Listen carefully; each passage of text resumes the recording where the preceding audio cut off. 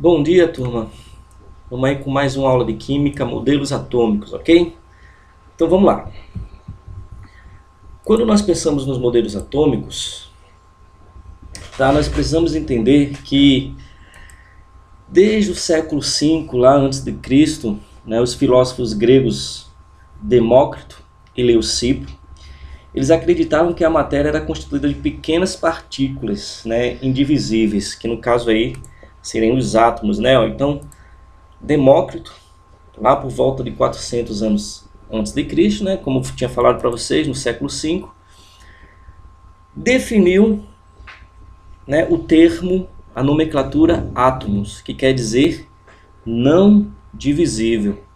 Tá, ok? Então, toda essa ideia aqui, uma ideia filosófica, né, de tentar compreender a natureza, de tentar compreender a matéria, né, presente nessa natureza, chegou a essa primeira conclusão aqui, de que a matéria de fato era constituída de pequenas partículas que não poderiam ser divididas. Tá? Foi onde surgiu aí o termo átomo. Okay?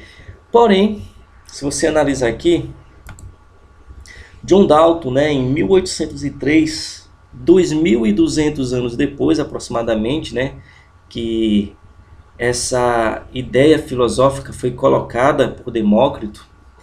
Então, em 1803, John Dalton ele retoma as ideias de Demócrito, porém, em uma perspectiva experimental.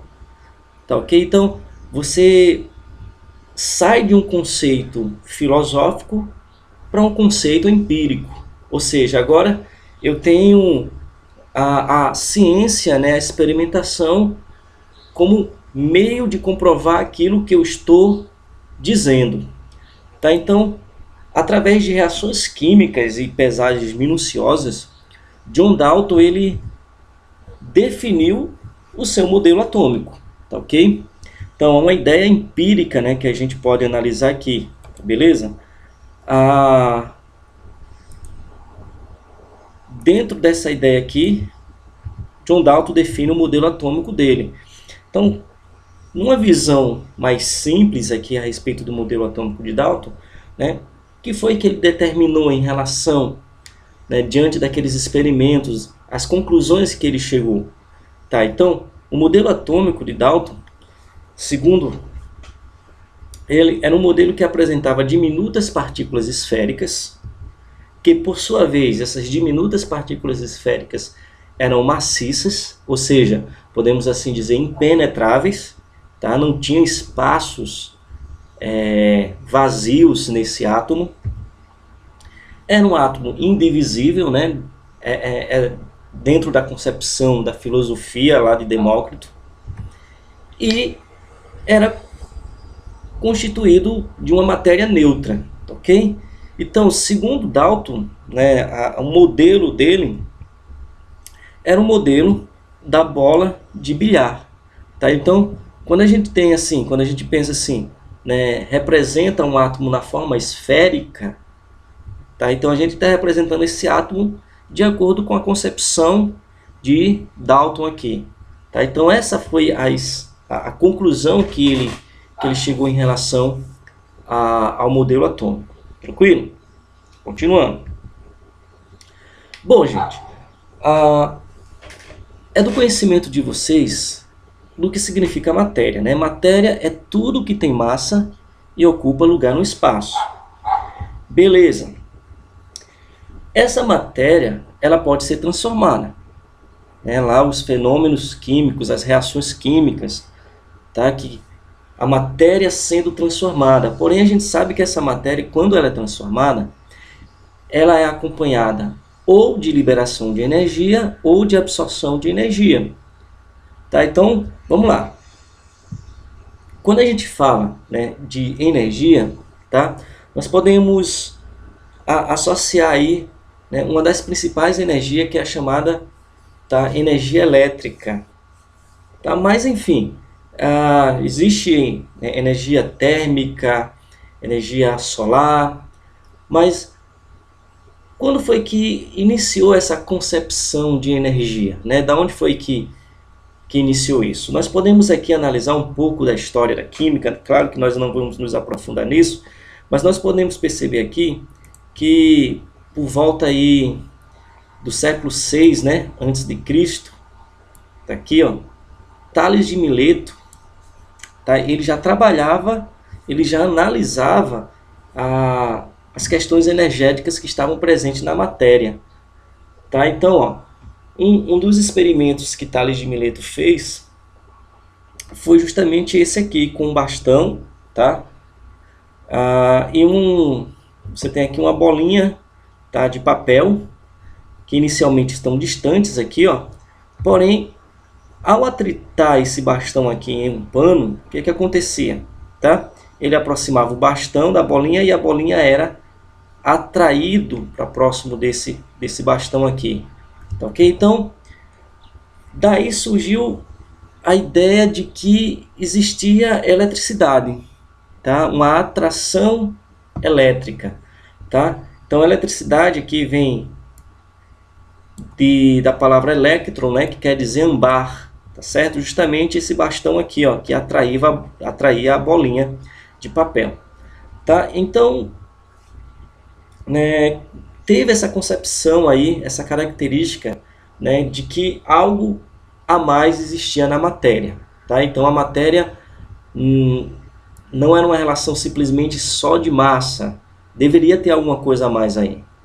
E aí, em 1800, Alexandre Volta constrói sua primeira pilha elétrica, né? Mais uma vez, veja que aparece aí, né, as características elétricas na matéria. Em 1833, Michael Faraday, né, inicia seus estudos aí dos fenômenos da eletrólise. Em 1884, né, Arrhenius inicia seus estudos, né, em relação às soluções eletrolíticas e não eletrolíticas. Então você percebe que existe toda uma história que conta, né, que narra para você os acontecimentos a respeito dessa matéria, né, com características elétricas, ok? Então vamos lá. Diante disso, nós vamos partir, né, para um outro modelo, que é o modelo de Thomson. Só que antes de entrar de fato no modelo de Thomson, nós precisamos analisar alguns estudos anteriores. Tá? E esses estudos anteriores, eles iniciam aqui em 1875, com esse rapaz aqui chamado de William Crookes.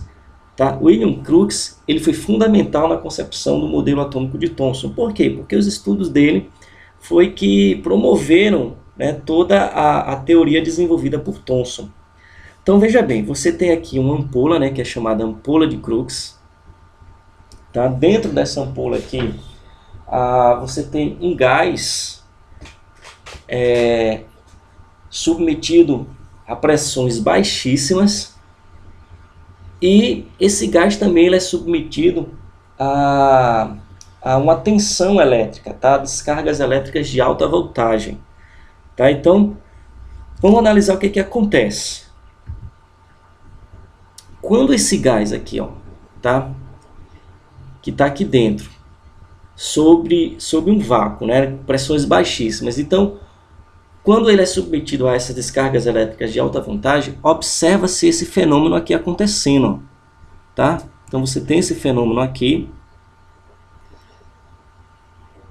Você tem esse fenômeno aqui acontecendo, e você percebe que existe um feixe luminoso, né, que está dentro desse tubo, dentro desse tubo que a gente chama de tubo de Crookes. Tá? Uma coisa que é importante a gente analisar, também aqui, ó, é que você tem um cátodo, tá, representado aqui pelo polo negativo, e um ânodo representado pelo polo positivo. Então, quando você conecta isso aqui a uma bateria, tá, você vai justamente promover e verificar isso aqui. Ó, tá? Existe um feixe luminoso, tá, que foi...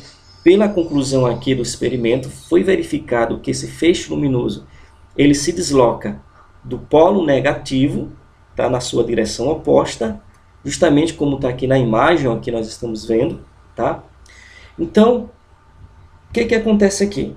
Esse feixe luminoso que você está percebendo aqui, como ele está se deslocando do cátodo para a região oposta, tá? Ele recebeu o nome de raios catódicos.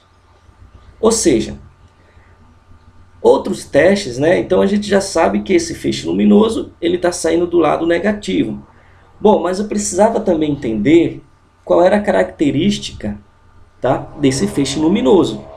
Então outros testes foram aplicados experimentalmente. Esse feixe luminoso aqui ele foi submetido a um campo elétrico magnético.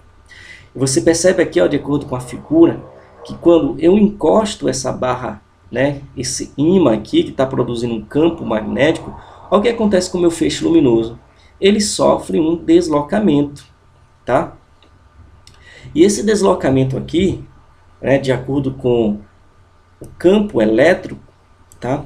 Se você tem aqui uma placa aqui, ó, carregada positivamente e uma placa aqui carregada negativamente, tá? Deixa eu só... Se você tem isso aqui, ó, uma placa carregada positivamente, placa carregada negativamente, o feixe luminoso ele está se deslocando para que lado? Para o lado positivo ou para o lado negativo? Para o lado positivo. Então chega-se a uma conclusão de que esses raios catódicos aqui, eles têm uma natureza negativa, tá?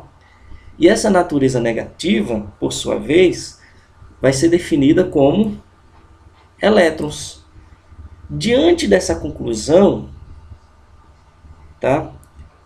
Diante dessa conclusão, vai surgir aí a primeira partícula subatômica. Até então você analisou que, de acordo com Dalton, o átomo era indivisível. Mas você já percebe que essa concepção de indivisibilidade do átomo, ela já começa a perder o sentido, justamente por causa desses experimentos de William Crookes, que verifica, tá certo, que a matéria, ou seja, esse gás, tem um gás aqui dentro, tá? Já está apresentando características, um comportamento diferente em relação aos experimentos que você está observando, ó.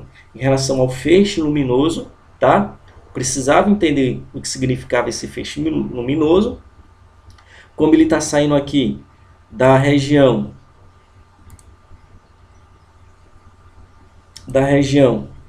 do cátodo, né, em relação à região oposta a ele. Então chamei isso de raios catódicos.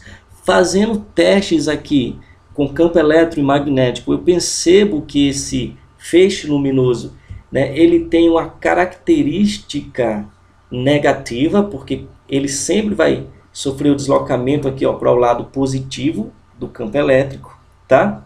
E daí eu chego à conclusão de que existe uma partícula a mais no átomo, tá? Que eu vou chamar essa partícula de primeira partícula subatômica, tá? Bom, diante disso, nós podemos ter outras conclusões a respeito dos raios catódicos, né? Em relação ao modelo de Thomson. Tá? Primeiro, ó, se você perceber aqui, o feixe luminoso está saindo, como a gente viu, do cátodo, mas você está percebendo que aqui tem uma barreirazinha, tá? Esse feixe luminoso bate nessa barreira e provoca uma sombra. Isso faz termos uma conclusão de que esse feixe luminoso, né, os raios catódicos, se deslocam em linha reta. Outra conclusão que foi possível obter nos experimentos verificados por Thomson foi que, né, os raios catódicos, né, é puramente energia ou são corpusculares? Né? Então, o que foi que aconteceu? Dentro desse tubo foi colocado aqui um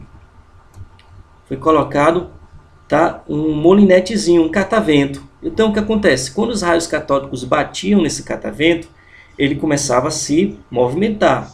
Ou seja, se fosse puramente energia, tá? Se fosse uma luz apenas, aqui, uma onda eletromagnética, tá? Iria bater nesse molinete e ele ia ficar parado, não ia se movimentar. Porém, verificou-se que esses raios catódicos, ó, são corpusculares. Por quê? Porque começou a movimentar, começou a girar isso aqui. Tá? E terceira conclusão que a gente já viu, tá? É que de fato, tá aqui, ó, os raios catódicos em relação ao campo elétrico sempre sofrem um deslocamento no sentido positivo da placa aqui, fazendo com que a gente entenda que esses raios catódicos têm uma natureza negativa. Ok? Beleza. Outro ponto que nós precisamos analisar aqui nos estudos é que, veja bem, após, né, William Crookes verificar experimentalmente, né, e descobrir os raios catódicos, em 1886 um outro, né, cientista chamado de Eugen Goldstein pegou a mesma ampola, tá? A mesma ampola de Crookes e fez alguns experimentos e concluiu, tá, algo extremamente importante. Primeiro, então, ele percebeu, claro, que os raios catódicos, né, que tinham uma natureza elétrica, se deslocava do cátodo, tá? Se deslocava do cátodo até o ânodo. Então, por isso que a gente chama de raios catódicos. Porém, o que aconteceu depois foi que chamou a atenção de Goldstein, porque ele percebeu que depois desses acontecimentos, outro feixe luminoso aparecia em uma outra direção, aqui na direção da seta vermelha. Tal. E esse feixe luminoso era provocado justamente por um outro tipo de partícula. E essa partícula, como você percebe aqui, ó, e essa partícula, tá, ela tinha o seu deslocamento alterado no sentido negativo do campo elétrico. Ou seja, provocando essa feixe luminoso aqui, tá ok? Então, como essa partícula estava saindo do ânodo, ó, no sentido oposto, ele chamou essa partícula aqui de raios anódicos, tá? Então, veja bem, é importante dizer aqui para vocês que esses raios anódicos, tá? Eles vão constituir os nossos prótons, mas eu só vou poder chamar eles de prótons se o gás que eu estiver estudando aqui for o hidrogênio, tá?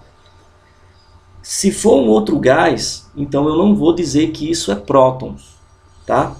Vai ser outra coisa, mas eu só posso utilizar o termo prótons, tá? Propriamente dito, em relação ao gás aqui, hidrogênio, tá? Por isso que, de antemão, quero adiantar para vocês que esses raios anódicos aqui, sim, tá? Em relação ao hidrogênio, eles vão ser os nossos prótons. Claro que mais à frente a gente vai ter estudos mais aprofundados, né, que de fato a gente vai entender melhor a natureza protônica do átomo, ok? Então vamos lá.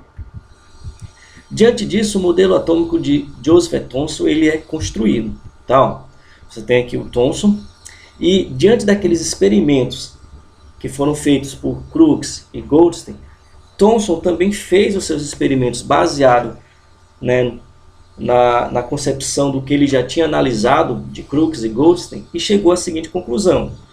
Primeiro, né, agora o átomo, ele entendeu que o átomo é divisível, tá? Porque o átomo você tem, além, tá, da primeira partícula subatômica que foi descoberta lá nos experimentos de Crookes, tá, que é os raios catódicos, né, definidos então por Thomson como elétrons, também existia uma segunda partícula subatômica que eram os raios canais, né, os raios anódicos aí, né, que posteriormente serão definidos como prótons, ok?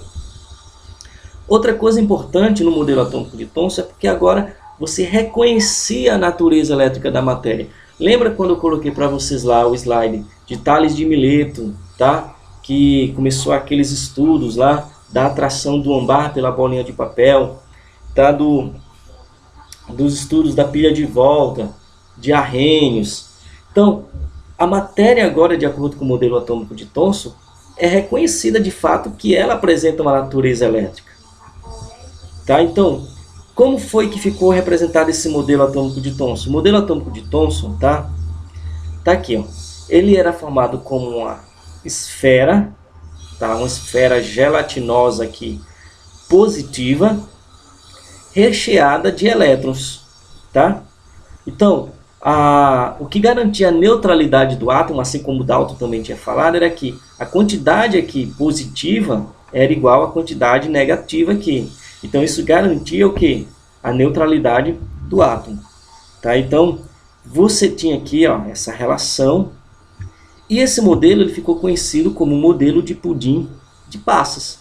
Tá? Então, porque você tinha essa parte aqui, ó, esse bolo representando a pasta positiva e as passas aqui representando, tá, os elétrons incrustados nessa pasta positiva. Tá ok, gente? Então, ó, nós estudamos aqui os modelos atômicos de Dalton e Thomson, tá? Falamos brevemente aqui sobre um pouquinho, bem pouco mesmo da história aí, lá no século V, né, com Demócrito, né, em relação a indivisibilidade, né, do átomo, da matéria, né, que constituiu aí a palavra átomo, que quer dizer não divisível. Ok? Então, beleza. Qualquer dúvida, né, estamos aqui. Tá? Pode procurar aí a gente. Valeu. Um grande abraço para vocês.